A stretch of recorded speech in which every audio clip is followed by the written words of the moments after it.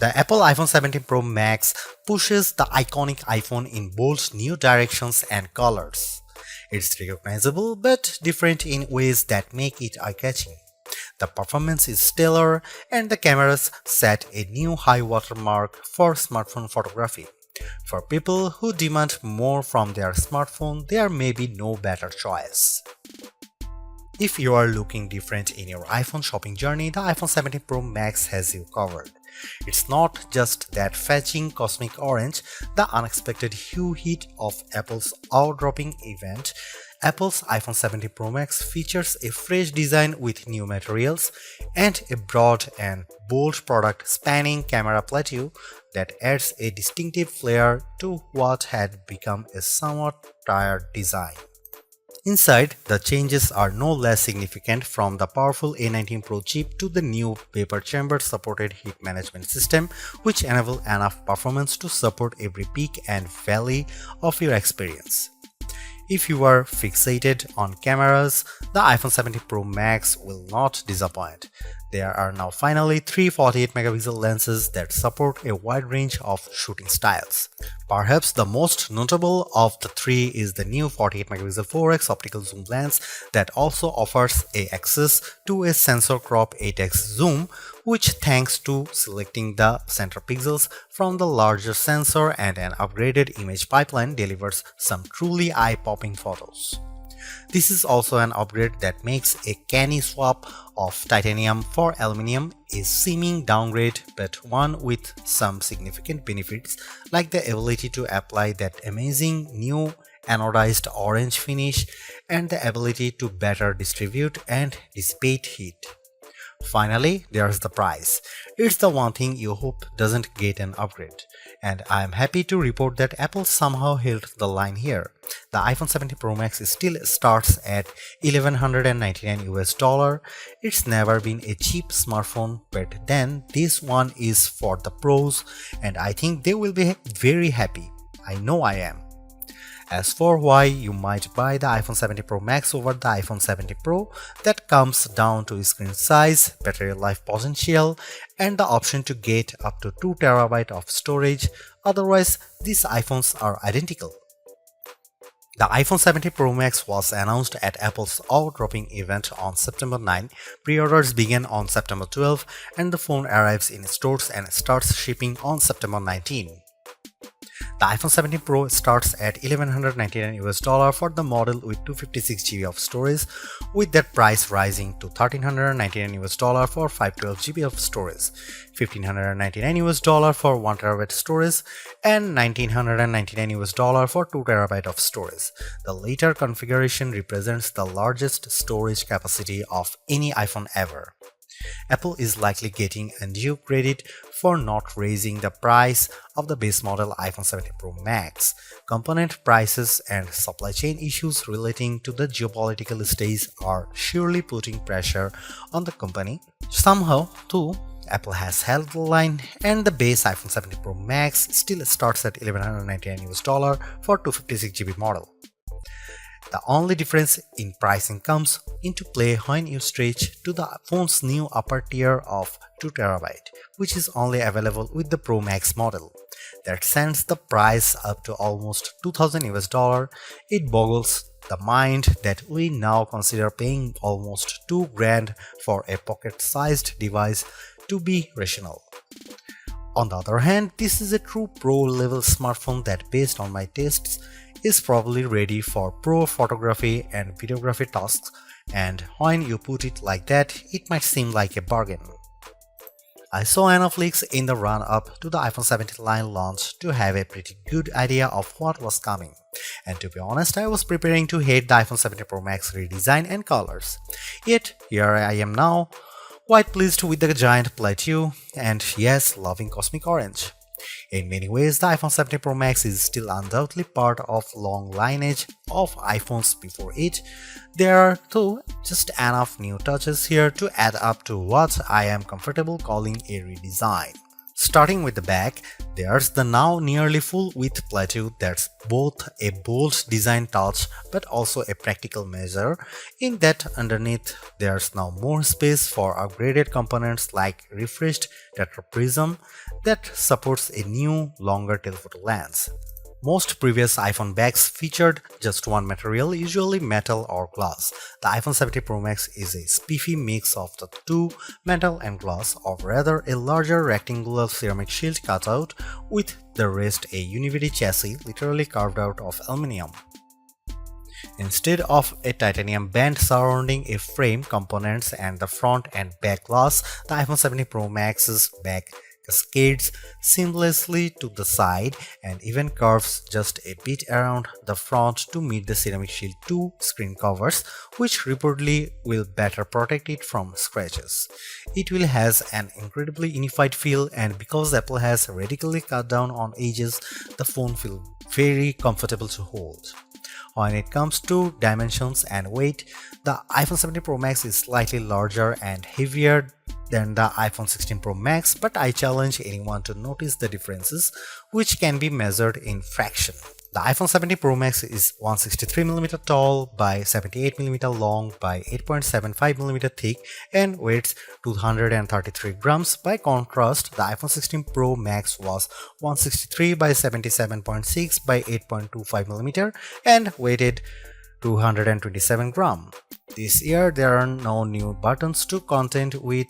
Along one edge we have the long power and Siri button, and below it camera control. Opposite them is the action button, and below that a pair of volume buttons. There are small differences along the shorter edges.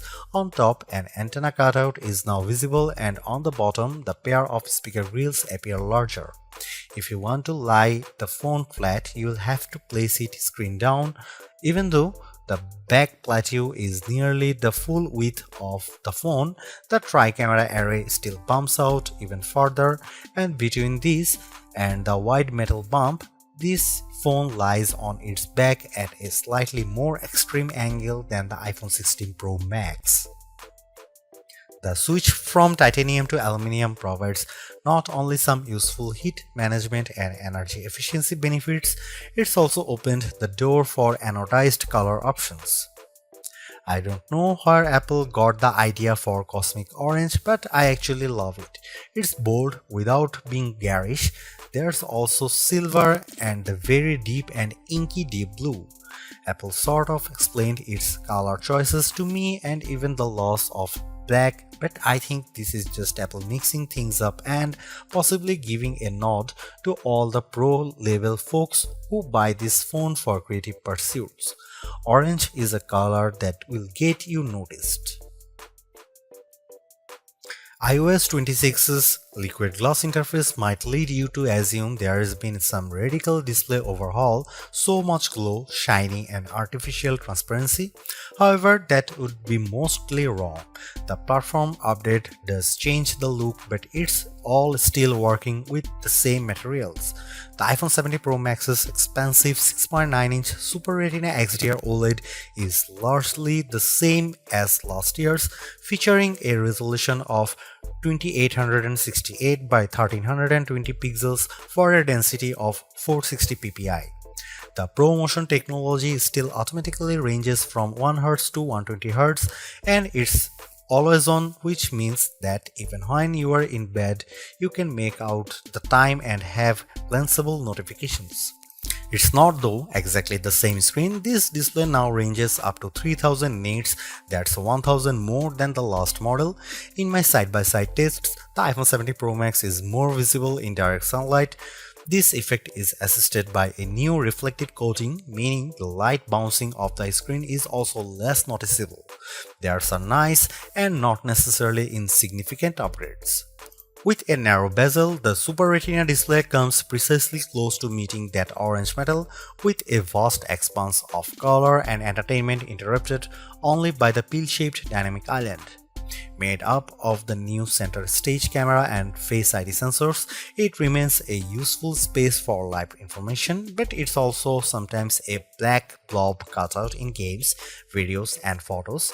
I find the information it provides useful, so I do not mind it much, but I was also hoping for a redesign that might have shrunk the thing by 50%. This is a minor quibble, and I'm sure that, like me, you probably won't notice or be bothered by it very much. Apple's redesigned plateau is not just an aesthetic choice, it's a practical one. Underneath that now larger raised platform is a lot of technology, including a new tetraprism to support Apple's longest and highest resolution telephoto lens ever. It's simply one highlight of a stellar iPhone 17 Pro Max camera system. There are a total of 4 cameras, with Apple calling the rear trio fusion cameras. The main camera is 48 megapixel, ultra-wide is also 48 megapixel, and telephoto also 48 megapixel with 4x optical, and the selfie camera is 18 megapixel. Those specs only tell half the story. In general, you are not shooting at the full frame 48 megapixel resolution, or rather, you might be using all 48 million pixels to produce a high quality 24 megapixel or even 12 megapixel to produce an 8x optical quality sensor crop. The ultrawide will by default shoot 12 megapixel macro photos. In virtually every instance, this is a case where less is more. Apple uses all that pixel information and its remarkable image pipeline to deliver fantastic photos with true life colors and exquisite detail. Here are some camera samples of the iPhone 17 Pro Max.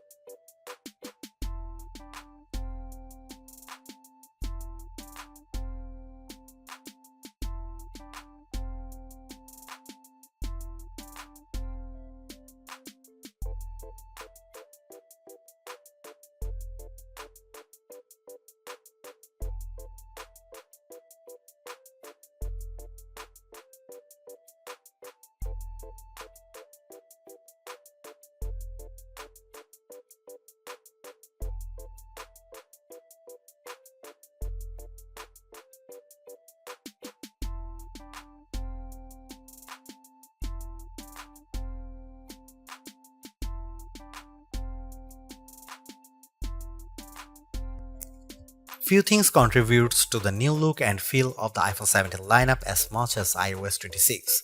Liquid glass adds a translucent sheen to almost every aspect of the platform, and mostly it's gorgeous. Apple has done an excellent job of programming pixels to look like glass. Sometimes though, the transparency is overdone and I struggle to make out some interface elements. Think of it this way: when you can see through one element to view another, it can occasionally increase the overall clutter and make some things visually confusing. For example, when you swipe down on the screen to access global search, the search box still faintly shows what's behind it, which makes what's on top of it, what you are typing, a little harder to read. It's small issues that Apple could easily address in the next iOS update. In some cases too, like the new first-party app icons, control center, and dock, iOS 26 is a welcome update that gives everything a little polish without throwing out the most recognizable elements. Apple Intelligence gets a few updates, like live translation and the ability for images captured through visual intelligence to be transformed into calendar entries. I played a bit with Genmoji and Image Playground to experience those upgrades, but they are mostly minor and I still await the fully featured Siri that Apple has promised. The iPhone 17 Pro and iPhone 17 Pro Max might represent the most radical redesign of the iPhone in terms of internal components, we have seen in quite some time. In a way, Apple's external changes are directly connected to those updates. Let's start though with the A19 Pro chip, which is now supported by 12 GB of RAM. It's a formidable combo, and in our benchmark, it raised the bar for single and multi-core Geekbench scores while also boosting things like frame rates in games. The A19 features a 6-core CPU and GPUs. On the GPU side, each core features its own neural accelerator. It's a system that ably handles 4K video editing and AAA gameplay with equal aplomb. In games like Destiny Rising, reflections and atmospherics like fog and smoke match what you might see on a console. What's more remarkable too is that as you do all this, the phone remains relatively cool, and even if it gets a bit warmer in general, there is no one identifiable hotspot. That's down to the new heat management system, which includes a long and narrow vapor chamber that sits on the top of the A19 Pro, which is placed near the center of the iPhone 17 Pro Max's body. As the A19 Pro heats up, the water inside the vapor chamber absorbs the heat and vaporizing the water, which then condenses on the other end of the chamber. The process repeats continuously to manage and transfer the heat out across the chassis and to the more heat-efficient aluminum frame.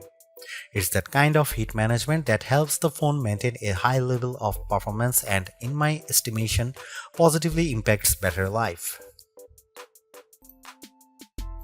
The iPhone 17 Pro Max is still a flagship phone based on my testing. You get a more powerful zoom camera, better sustained performance, and the longest iPhone battery life ever, a head-turning design. The iPhone 17 Pro Max is still behind the competition on AI, and it's a bit thick and heavy, but overall it is easily one of the best big screen phones yet.